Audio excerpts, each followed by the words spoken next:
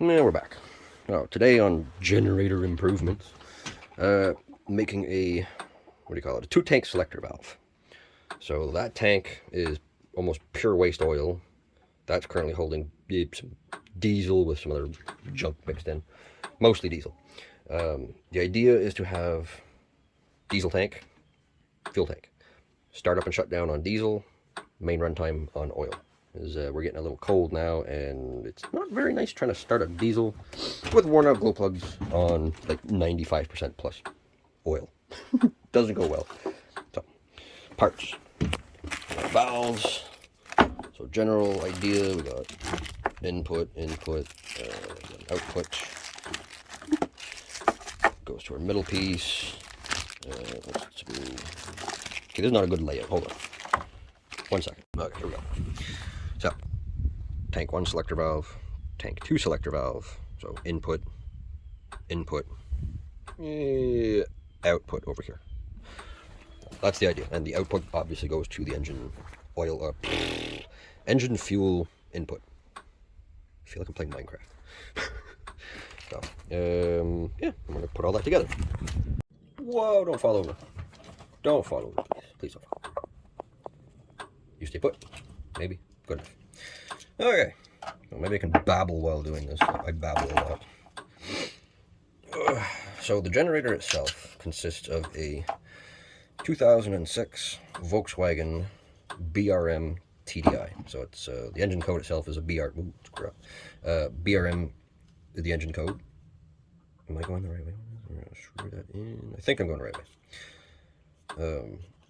The BRM is a 1.9 liter pump deuce. It's the PD 130 unit injector diesel engine.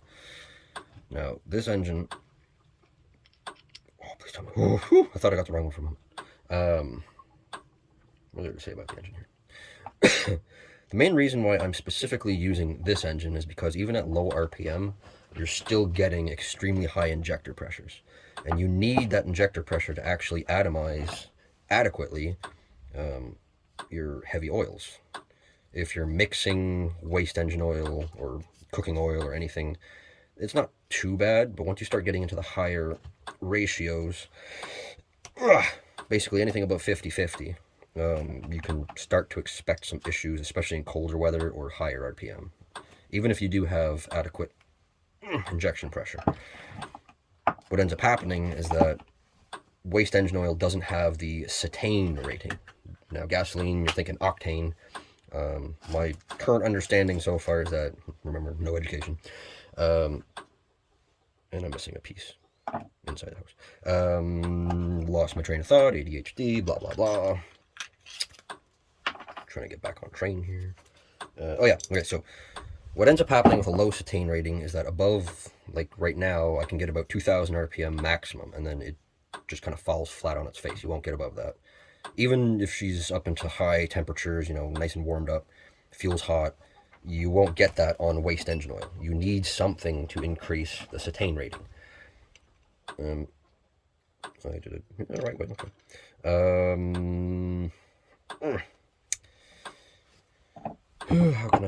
What can I explain? A lot of people like to go and do a mix of waste engine oils or other heavy oils, and then mix in gasoline, which essentially acts as something to help increase the ease, I'd call it the ease of ignition. I'm sure there's a much more appropriate terminology for that. Gasoline, you want your fuel to ignite. But when you start increasing compression ratio, you end up with knock. Now, diesel doesn't do that. What you have is kind of the opposite.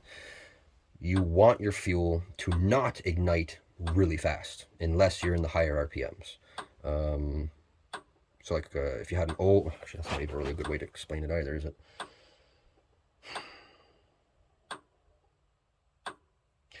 Diesel is, or oils are a naturally slow burning fuel, right? They ignite slowly, but they don't auto-ignite fast the same way that gasoline does.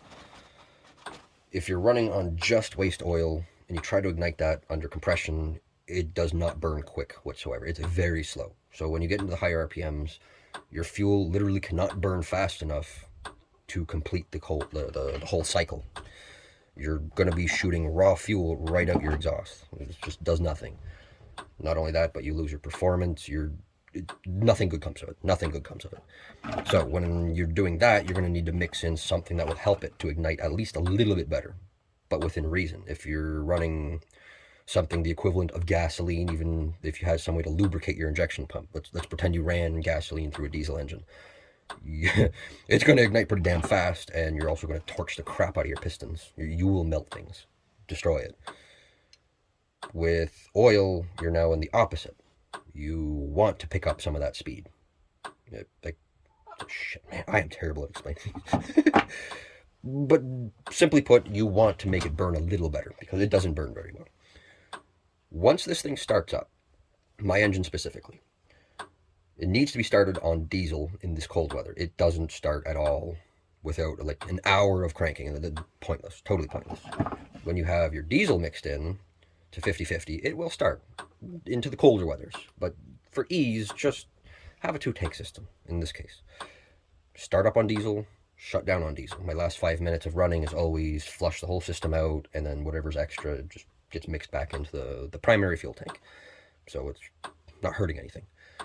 It allows me to start it up, no issues, no wear and tear, blah, blah, blah. And we're just about ready to tighten things and put this together. I'll be back. Valves are in, but a little out of alignment. I'll resort that in a moment. I can't do anything without making a clusterfuck. My sampling jar just fell off the table and landed on some nice 1/4-inch thick metal. Splash! And smash, and bang, and fuck. Yeah. So that's where we're at. Next is to cut the pipes, tubes, whatever, and connect everything together. Alright, so the pipes are all together now, the valves are together, everything's mounted. We're gonna just turn the pump on here. Oof. So right now, engine is ready to start, but we're going to close, and see if we can pull from. And it coming up. Oh, it might not be sitting in the fuel. That is possible. Oh, I will shut it down for a second.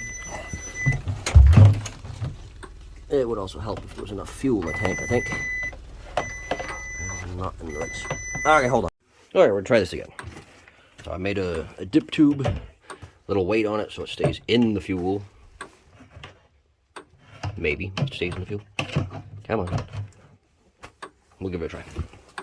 Alright, so I want to turn you on for the moment. Ouchie. Ouchie.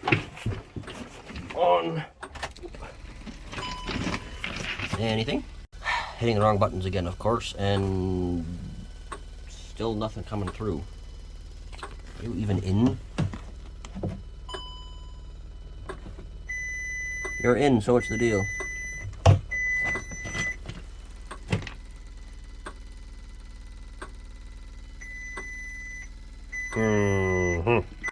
Okay, so I ended up putting a dip tube in there with a weight.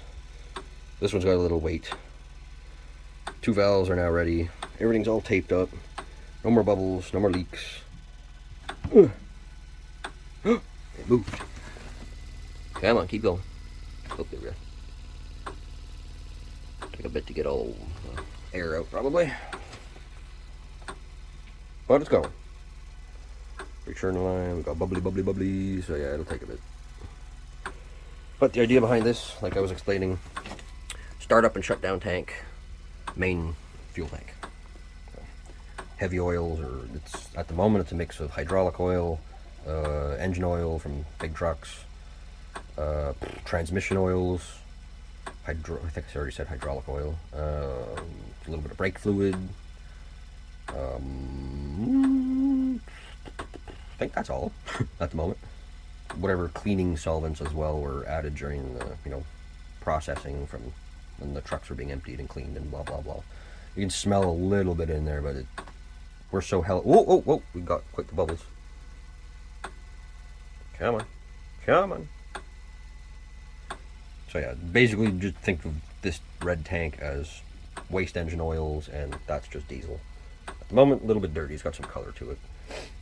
So I had waste engine oil in that one too. Come on. Oh, we're flowing. Oh, I gotta go eat and get the shakies. Whee! It's all flowing. Okay. Have any of you been to the Science Centre North? That's Ontario. There used to be, it was quite a while ago, quite a while ago.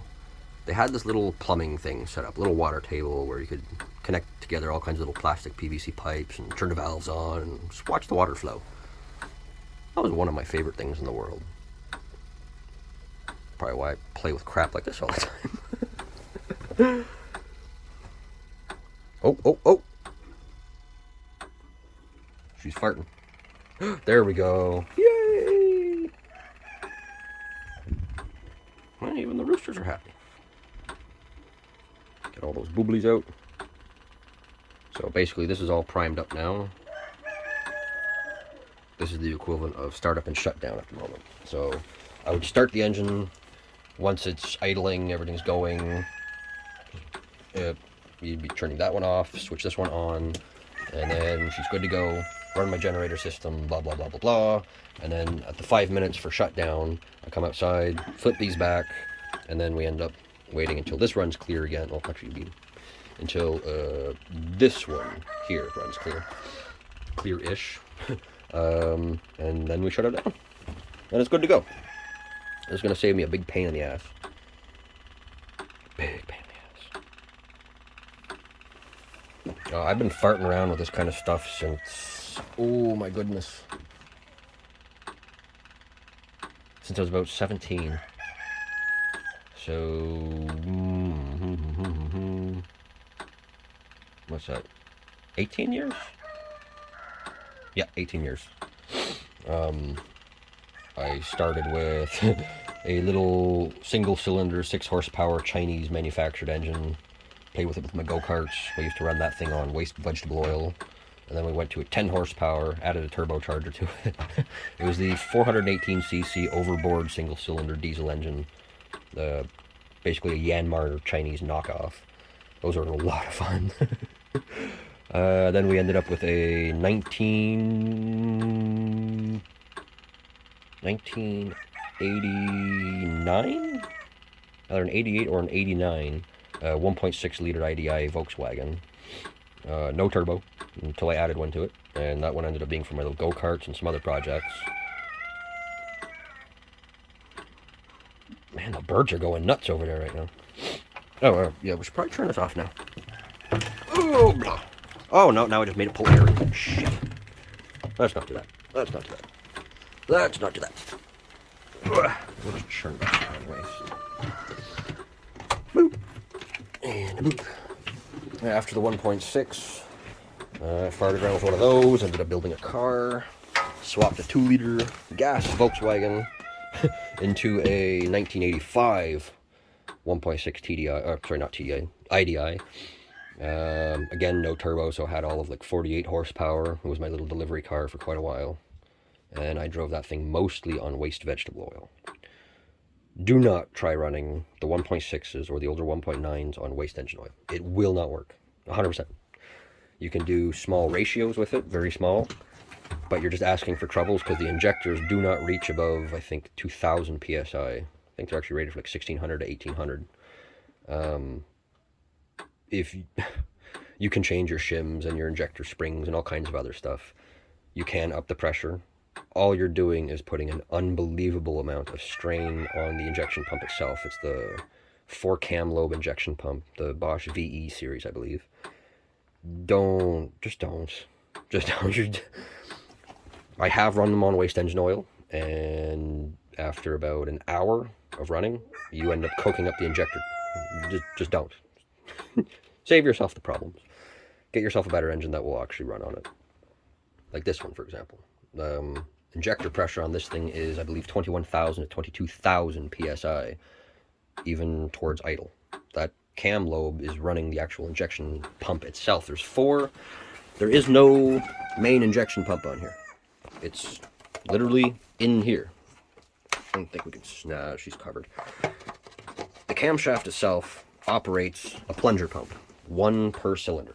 So instead of it just being a small injector that squirts in, the injector is the pump. It's rammed downwards by the camshaft lobe, building the pressure. Piezoelectric control on it is what actually controls how much and how long of fuel injection duration. You're pretty much always getting your high pressure, unless it's really, really cold. And at that point, you still get your pressure, but the atomization is crap. Thus the reason for starting on diesel, switching over to oil, and then switching back to diesel for shutdown. So, maybe this can help somebody. This is my lovely little mess. WVO Designs centrifuge. What the hell is going on over there? Little control box for it there. Is it ABB Electric? Yeah. Nice little control unit. I've maxed out the settings on it as best I can. And we're definitely overspinning, but I get my clean oil that way. Another little tank of oil. That one's maybe 1/3 empty now, because I've been slowly pumping it over to here. Yeah, I gotta go in and have some tea. I am kaput. So, thanks for watching. Maybe this can help somebody. If you have any questions, feel free to ask. Bye-bye.